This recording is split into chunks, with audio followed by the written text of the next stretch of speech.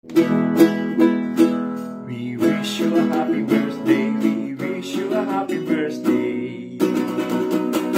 Hi, this is Secretary Larry Gadon. Binabati ko ng happy birthday si Edward, ang leader ng BBM Warriors Italy. At kamusta rin sa inyo lahat dyan, BBM loyalist. No? Maraming salamat sa inyong suporta sa ating mahal na Pangulo Bongbong Marcos.